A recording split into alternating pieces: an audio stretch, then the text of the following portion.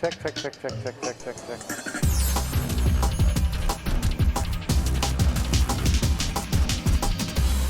My name is Jan Ozer. I'm here at Streaming Media West in lovely Los Angeles, and the big announcement that we heard this morning when I first woke up and checked my email was that Adobe has decided that they're no longer going to continue the development of Flash on mobile platforms.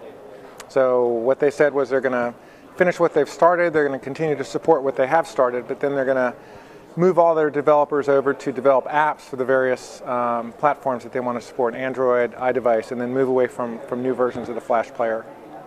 And then why do you think they've made this move after being the developers of Flash?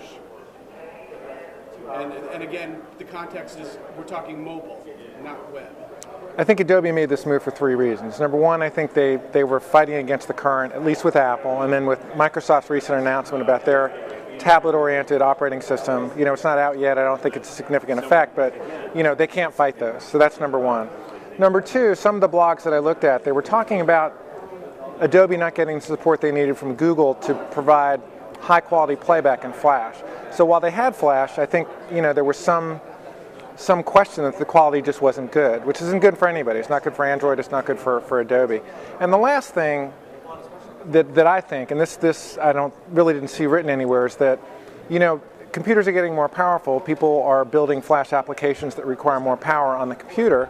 And then, it's one thing for an Android tablet to be able to play that Flash, but if it doesn't have the power of a desktop, the experience is going to be negative. And I think, that was the third reason. So they're saying bad Flash experience because the apps are too CPU intensive, work great on a desktop, but just overpower a tablet. Lack of support from Google, and inability to get on the Apple platform and the Microsoft platform. So Adobe's a pretty prominent, as a platinum sponsor for this conference. Have you talked with anybody? What's the buzz from Adobe?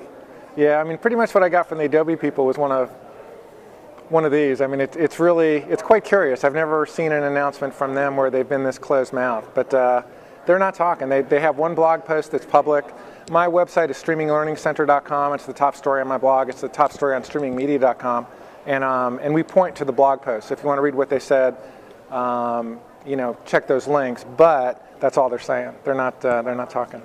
So what is this in terms of the implications for the industry, for content publishers, producers, and even consumers of online video, mobile video? It's interesting. I recently did a survey of the top 20 social media sites, as there was some website that produced, top media all-stars based on YouTube views, tweets, and Facebook likes.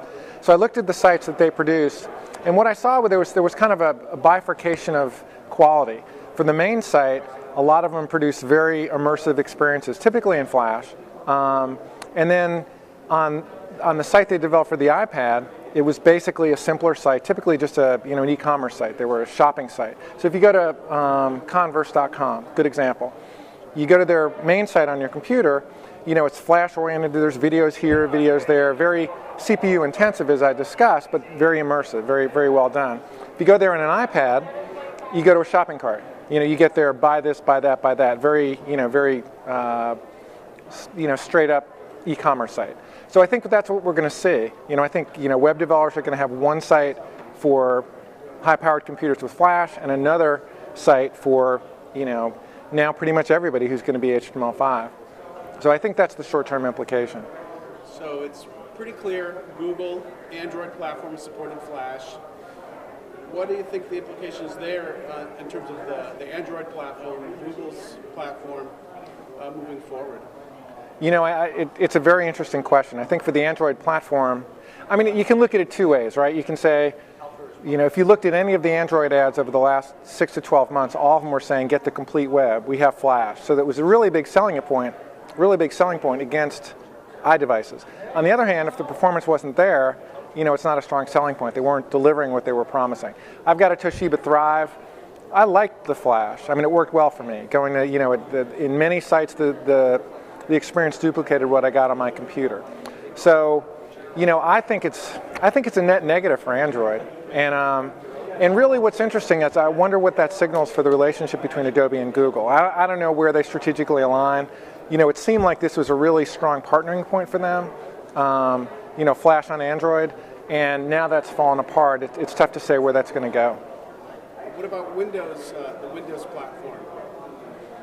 Any effect there?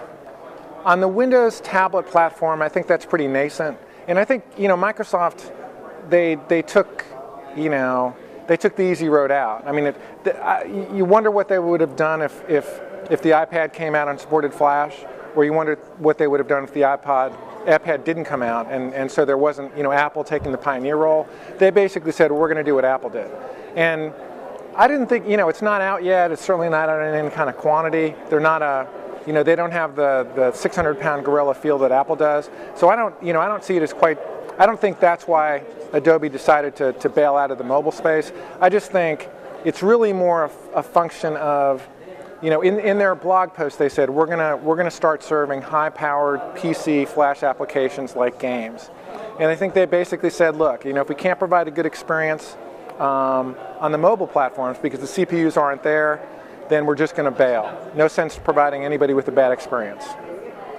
And then just overall, what kind of, do you foresee any sort of aftershocks based on this rippling through the industry? In terms of aftershocks, I think it really could promote the adoption of HTML5 more quickly than, at least with lower level sites. And by lower level, I mean like people who don't care about adaptive streaming, they don't care about DRM, all the things that Flash provides that HTML5 doesn't. But it's interesting because HTML5 is so limited at this point. There's no, on the broadcast side, there's no DRM, there's no adaptive streaming. On the enterprise side, there's no peer-to-peer, there's no multicast. So it's, Flash has a home, not to mention that only 60% of browsers today maximum are HTML5 compatible. So I think, Flash has very, very strong features that HTML5 doesn't come close to matching at. On the other hand, a lot of sites don't care about that stuff. And if I'm one of those sites, maybe I start pushing towards HTML5 more quickly than I would have in the past.